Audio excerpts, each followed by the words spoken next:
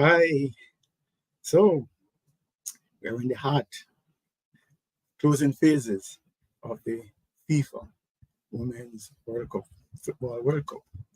And, you know, as the results come out, uh, there's going to be a lot of pontification as to why this happened and so on. Like in Jamaica, you know, we're celebrating the fact that we, for the first time, any Caribbean team has ever reached the round of 16, whether it is in the men's area or the women's area. And so um, to get to the round of 16 at the expense of Brazil, that's a big issue. So there's pontification. The reason why this is so, why this achievement took place is because of team synergy. These young ladies have been fighting for years. They have gone through many, many challenges in order to get there. So they're well knit, a lot of synergy in the team. So, not surprisingly, we want to go deeper, very down on this whole issue of synergy and the importance of synergy. Can it be relevant outside of sports? Hi, I'm Trevor E.S. Smith. I'm with the Success with People Academy, and I'll be your guide through the next 30 to 35 minutes as we explore this very important issue of cultivating synergy in our teams in order to enhance performance. And we want to look at applying a model that is decidedly in favor, or it is developed actually to drive synergy and performance in teams. So let's bury down a little bit further. I'm just going to go through this quickly, but I wanted to show how important synergy is in the workplace as well. So Vital Smarts, 91% of respondents face barriers to effective team collaboration. So you have issues like misunderstandings, lack of clarity with respect to their roles, and poor communication. And then Clear Company also reveals that 86% of employees and executives attribute workplace failures to lack of collaboration and, here we go again, ineffective communication. In the Journal of Applied Psychology, the study shows that teams that exhibit high synergy are 36% more likely to perform above average than those with low synergy. Synergy is important. Here we go. Harvard Business Review shows that teams with strong synergy are more innovative and adaptable. So we're looking at resilience. So this whole idea of adaptability, innovation, creativity is critical. They are critical. So another study in the International Journal of Business Communication found that organizations with effective communication practices have a 50% higher employee engagement rate. So we know, we do the studies that shows over the years that 2/3 of employees are not engaged. So here is an answer. Improve your communication practices and you will also improve your engagement levels. And then the Gallup study that shows that companies with engaged teams due to effective communication, 21% more profitable. This goes right to the bottom line. This is not soft skills, and we're not investing in soft skills. This is going right down to the bottom line. So what I want to share today is a model that has been developed, that has been designed to address these issues with respect to team performance, team synergy, team dynamics, and the leadership that would drive those issues. And it's the DISCerning Model of communication and leadership. It's built on the DISC framework. But rather than recite what the DISC stands for, etc., I just want to quickly give a practical example of why these toolkits matter, right? So let us say there's a notification that needs to go out, and we want to look at how it should be crafted. So from the dominance D-style toolkit, we could pull out from the toolkit a bullet point notification with a clear call to action and a desired outcome. That's it.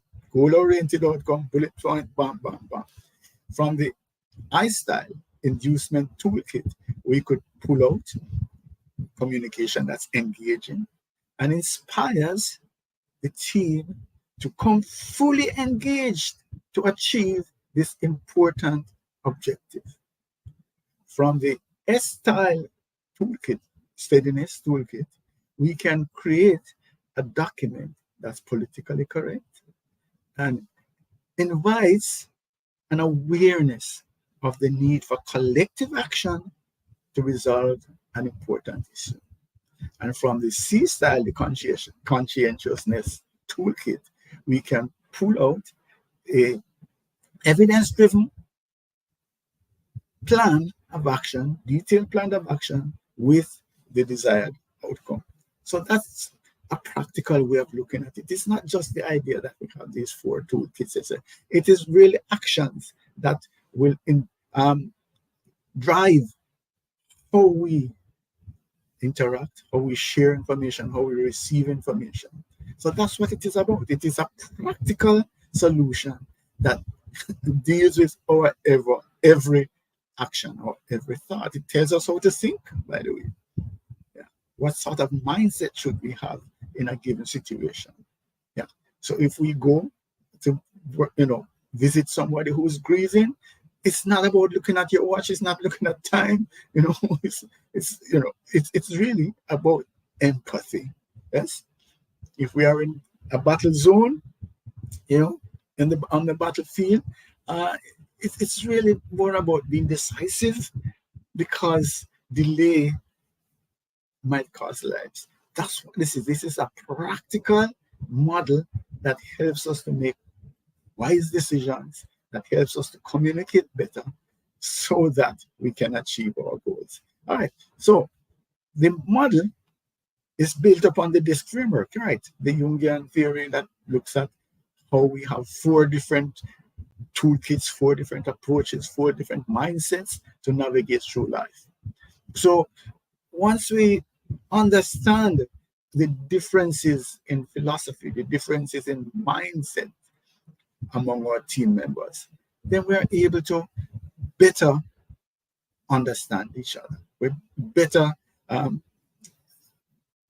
deal with things like conflict, understand the team dynamics, and we're able to draw on the team and its diversity to enhance performance. That's basically the idea. We know how to give instructions to different individuals with different behavioral styles. It's not one size fits all. So that's the concept that we're talking about here. And when we put all of that together, we're going to end up with reduced misunderstandings, improved collaboration, stronger relationships. That synergy makes a huge difference. And of course, enhanced productivity. So what about the leadership now? Because the leadership is important.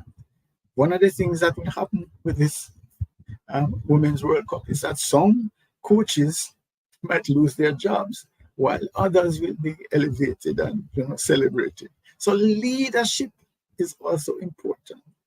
What happens with the DISCerning model of communication and leadership is that we equip leaders with clarity as how they should communicate, how they should interact with diverse team members. So a leader will know that Don prefers to have clarity as to what it is that he is to do, and to give us some room, some latitude as to how to achieve those objectives.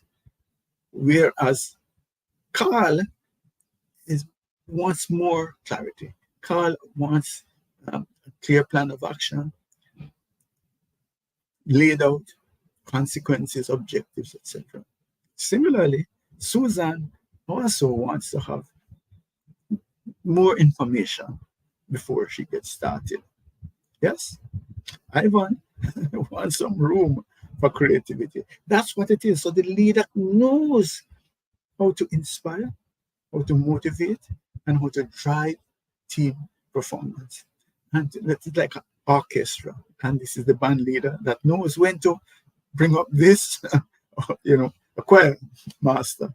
Come up the trebles now. Bass, okay, your time. That's what it is. This gives you the tools, you have it before you, right? In detail, details, graphical details. For example, here's a map. This is a map of a team, right? So it looks kind of confusing, but let me share. These are arrows, and so the back of the arrow is the person's natural style. With the extended disc, which is the platform, the assessment tool that we use, with extended disc, we identify the natural style. Sometimes people forget who they are. So we look at the natural style, but also there's a concept of a perceived need to adjust. So at home, this is me, but at work, I feel a need to behave like this. And we're not saying when that need, that feeling came around, but basically, I'm functioning differently in the team.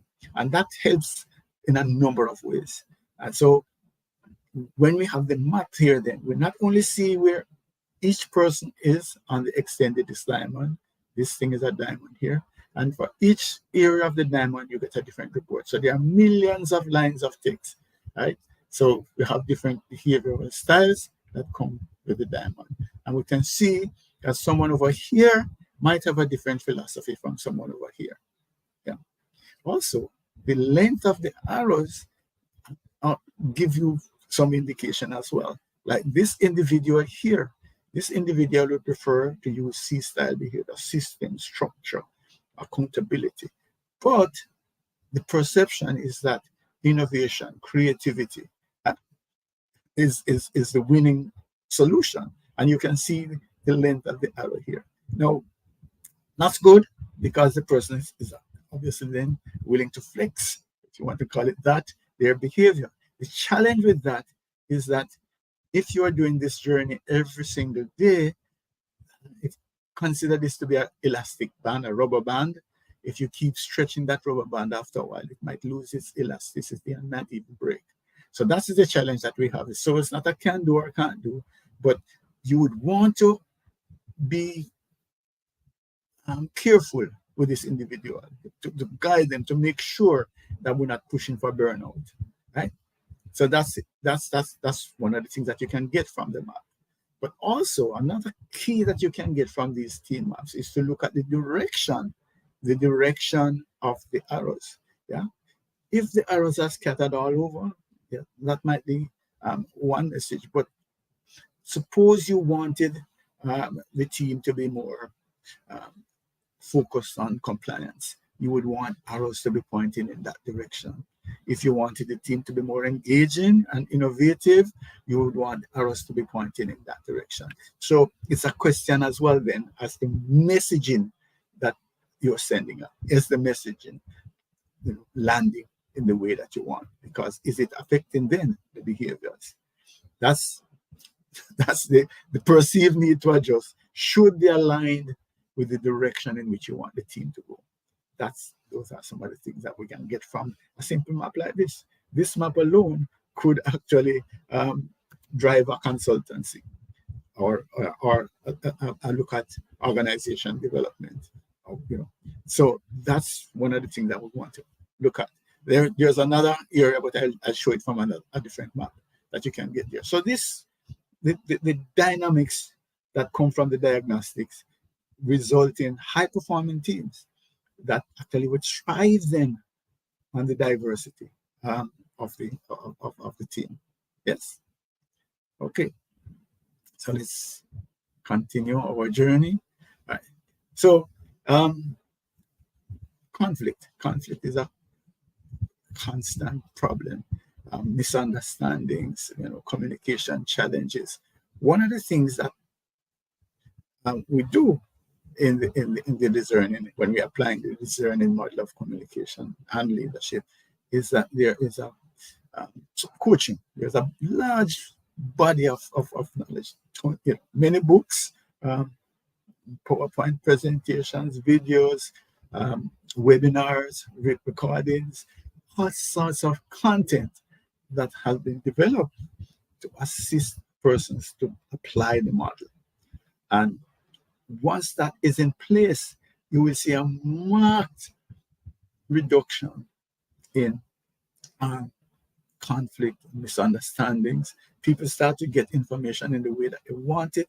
They get feedback in ways that work. So some of these snide remarks and the animus that sometimes are present in teams, somehow by understanding that it's not that Trevor is a terrible person, it's just that he has a different approach. He has a different behavioral style. And we just need to understand that he might have problems with how I present information or how I interact with him. So that's a basic understanding then.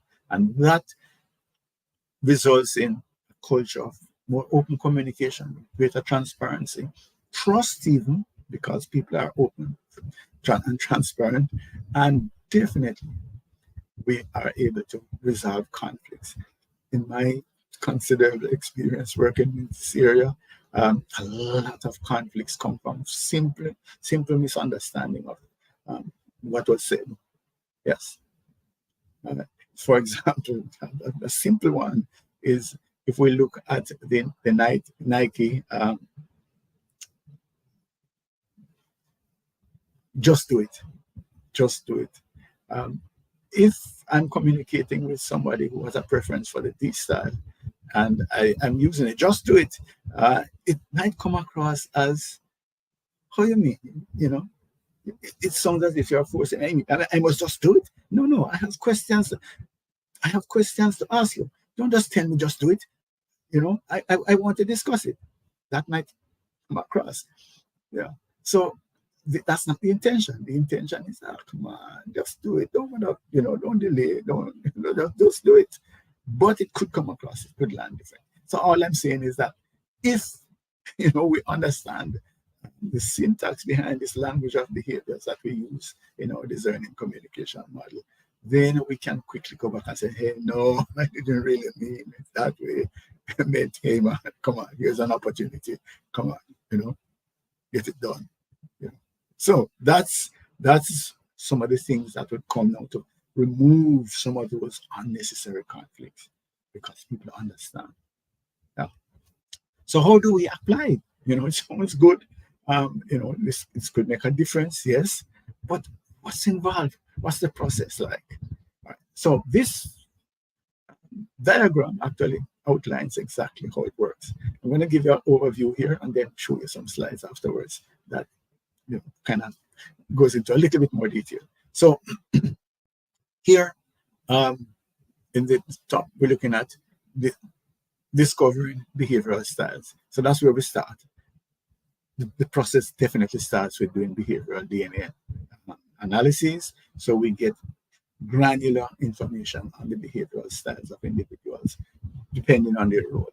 So you customize the assessment to each role. So whether this person is in internal audit or they are sales or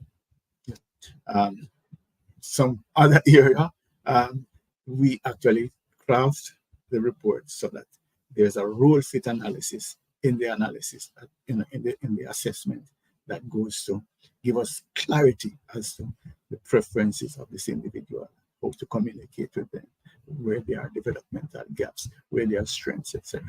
So that's basically what it is. So the other thing would be inspire effective communication. So once the assessments are done, ideally, unfortunately, a lot of the work that we do, people are using the assessment for recruitment, and so they never ever come back for the debriefing. But we work a lot with individuals, leaders and the team, where we actually then teach a new language, a language of behaviors. So they are equipped then to speak from their preferred style in ways that other styles can understand them. So there's no conflict. So we actually have a full model, full workup, all sorts of content relating to how to give information, how to receive information, how to connect with someone from a different style. So we do all of that.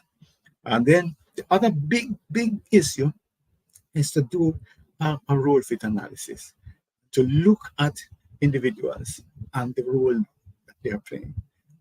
Are they a good fit?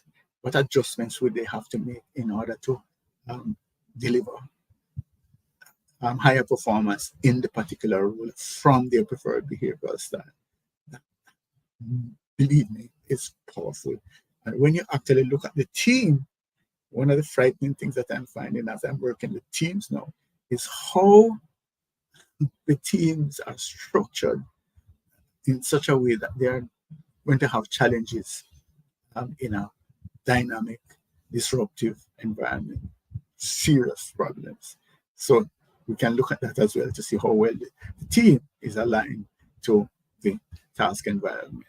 And then the final thing would be now to equip the leaders, is to give the leaders the capacity to be agile, to be able to look at their team members and to see how to get best results from them individually and collectively. That's basically the process. It sounds long, but basically what it is I will get an email list with all of the team members and their roles. We send out a link. Within 7 to 10 minutes, they complete the assessments. The data is available, goes to either the individuals or to their team leaders. Then we create the team maps and we're ready for the dialogue, for the debriefing. And that can be done in one of the things that we call Reading People for Success workshop, a one-day workshop, or it can be done online, or we can set up one-on-one debriefing session. So it's simple, it's easy, it's not disruptive. All right. Okay. So the behavioral styles, these are the components now. We do the assessment, we use the world leading extended DISC assessments on the Revolutionary Things platform. So it comes and we can see natural style, perceived, need to adjust. And there are a number of other graphical representations that come that give us insight, people who are trained to understand it. And we can, in fact, train and equip you and your team members to be able to get more from the basic analysis. All right, so that's done. And then we look at some team maps. And believe you me, this work is exciting work.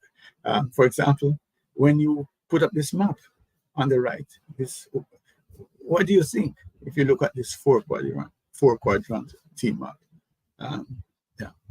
So let me read some of it. Maybe some of this print is fine. So over on the right, facts, results, change. Yeah. Right-sidedness. This is where decisiveness. This is where innovation, creativity, influencing. Over here, system structures, accountability, traditions, and so on. So this team is likely to have problems in a highly competitive, rapid changing environment. That's part of the challenge that we would have. And I'm increasingly, we're not increasing. And so I suppose I'm drawn more to this kind of team and the challenges that they would have given the swift disruption and the high levels of disruption that has been taking place. Because these teams were built, where things were pretty much static. So, built for endurance. We just have to keep the status quo going, make sure that you don't make any mistakes, etc. And that is how people are hired. Come, fit in, and let's keep it going. Now, people are striving to find people over here who are disruptive, who are creative. These people are never getting jobs. Yeah. So that's basically what it is. So when we look at this is the overall team map, and then we can actually infuse the arrow map to see who are the individuals and where they are. Critical, believe me. Very powerful stuff. Right? And then, of course, as I was saying, we teach the language of behaviors. We have a whole body of knowledge. This is one book, this DISCerning listening, because listening is a challenge. And this is a really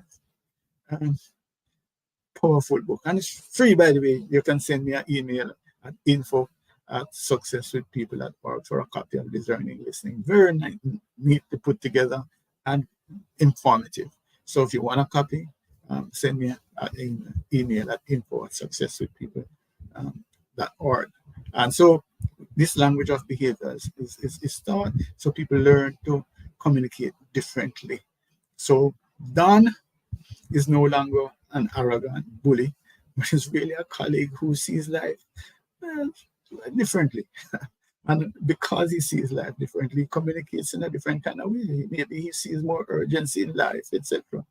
But the key, is that having broken that down, I now feel more comfortable letting Don know when he's going over the top. So I can say, hey, Don, please, I can hear you better when you lower your D. And he understands it. He smiles because he remembers, because he might have challenges with my S or my C or my I. That's what it is. It's a fun arrangement where people laugh at themselves, laugh at their behaviors, and now come to a place where it's not personal. It's just a style. And therefore, we can adjust how we respond to the style. Critical. It makes a huge difference to synergy in the team. And of course, we talked about the alignment of roles. How comfortable. Somebody would say you shouldn't be comfortable because you need to be stretched. Yes, but nobody wants to go to work if they're right-handed and consistently have to use their left hand. That's not comfortable. That's not productive. So we have these templates that match individuals against these templates. That's an ideal way to complete the role, do the job that they are assigned. And we can see then areas for development. So the further to the left, those blocks that you see on the left-hand side here means that it requires more energy. The individual has to pay greater attention to get it. This doesn't come naturally. Those over here, where you see the 100% match, means that the individual is comfortable. This just comes naturally to them. And this then helps you to do coaching as well. So you could identify and say, hey, we want to work on these 3 behaviors over the next 3 months, and then we shift to some others. That's what this is about. And when we pull it together as a team, we can then enhance productivity. So what are some of the outcomes then that you can get from the DISCerning model of communication and leadership? One of them is enhanced trust. Definitely, when people get more comfortable, understand each other a little bit better, then trust is also going to increase.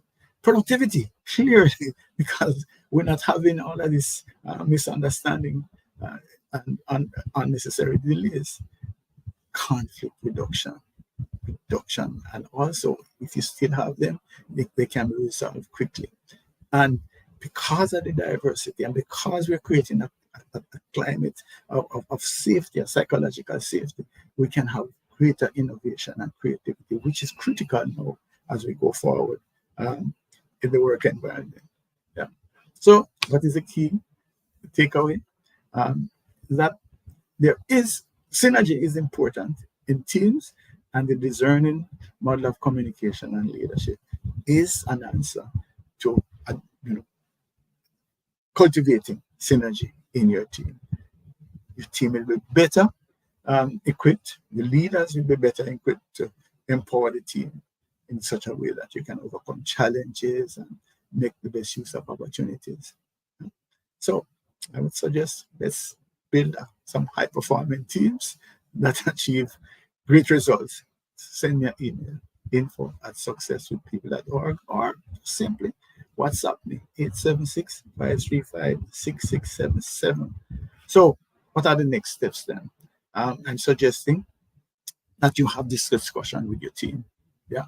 I would actually suggest that you share the link to, it will be up on LinkedIn and YouTube and Facebook. Share the link and have a discussion with your team about it.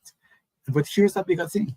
I put it out there that I'm prepared to have a more interactive session where you can ask me questions. I will, be willing to do a webinar that talks about the model and how it could impact your team. Just email me and we can finalize some dates. Right? No cost, no cost. Once again, info@successwithpeople.org.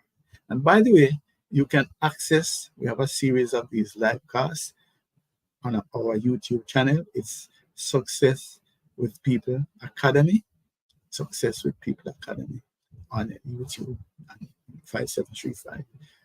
All right. So who are we? We are the InfoServe Group, and Success with People Academy is one of our divisions. We are actually SHRM recertification providers. What that really means is that any certification that we do can be applied for SHRM CP or SCP recertification. What it really means is that we operate at internationally recognized standards. So the quality is there. That's why we are able to be a recertification provider. And we deploy our DISCerning model of communication and leadership. And also we have this REAL framework that we use to enhance performance of individuals, of teams, of organizations. Yeah. And yes, we do, in fact, use granular behavioral DNA assessments from Extended DISC, the revolutionary Thinks platform. Let's have a conversation. Yeah. WhatsApp me, 876-535-6677. Thank you. And we'll talk next week.